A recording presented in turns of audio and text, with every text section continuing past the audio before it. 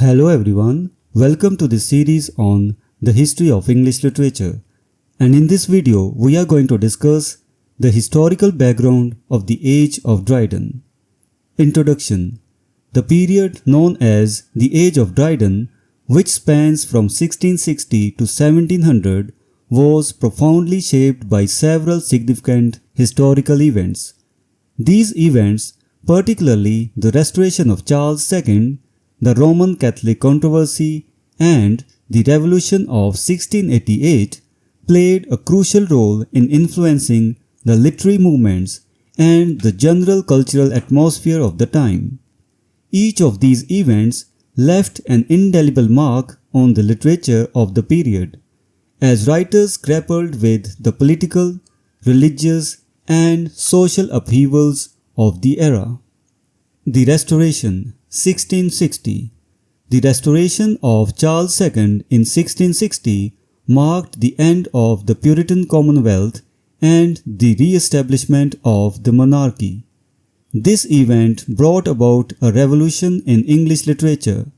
The Puritan government had enforced strict moral codes and decorum, which had a suppressive effect on many aspects of life, including literature. With the Restoration, there was a dramatic shift in the cultural and social norms, leading to an explosion of creative expression.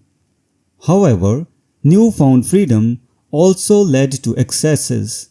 The Restoration era is particularly noted for its comedies, which often indulged in levity, immorality, and indecency.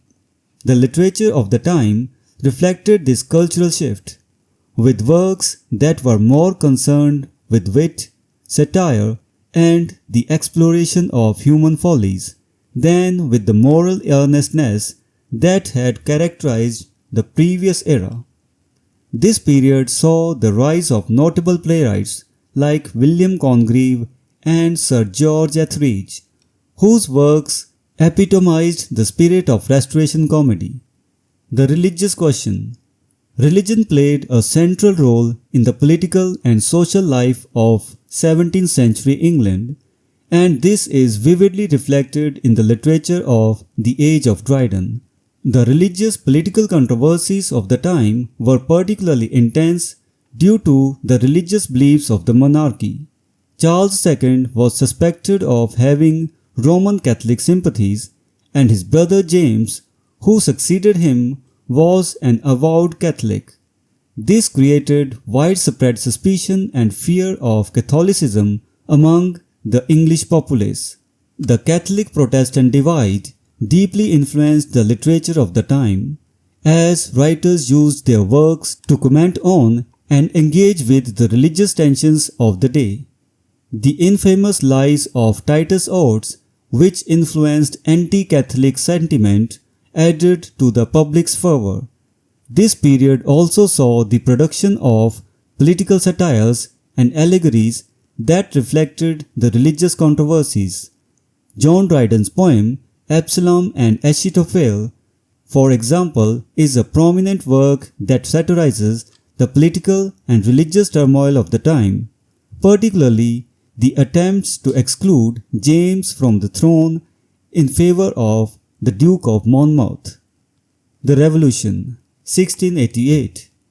The Revolution of 1688, also known as the Glorious Revolution, was a pivotal moment that had a lasting impact on English politics and literature. James II, who had succeeded to the throne in 1685, quickly revealed his strong Roman Catholic prejudices, which led to widespread dissatisfaction. In 1688, James was deposed, and the Protestant William of Orange and his wife Mary ascended to the throne, marking the end of James's rule. With the Revolution, religious passions began to diminish, and the focus of public discourse shifted more towards political matters. This shift is evident in the literature of the period, which increasingly emphasized political themes over religious ones. The literature of the late 17th century, particularly after Revolution, reflects the growing importance of political stability and the emerging Whig and Tory parties. Conclusion: the age of Dryden was a period of significant change and upheaval in English history, and this is reflected in the literature of the time. The Restoration, the religious controversies surrounding Catholicism, and the Glorious Revolution all played crucial roles in shaping the themes and styles of the era's literature. Writers like John Dryden used their works to engage with the pressing issues of their time, leaving behind a rich legacy that continues to be studied and appreciated for its historical and literary significance. So this was the discussion on the historical background of the age of Dryden. We will meet in the next video and discuss some other topic. Until then, goodbye and thank you.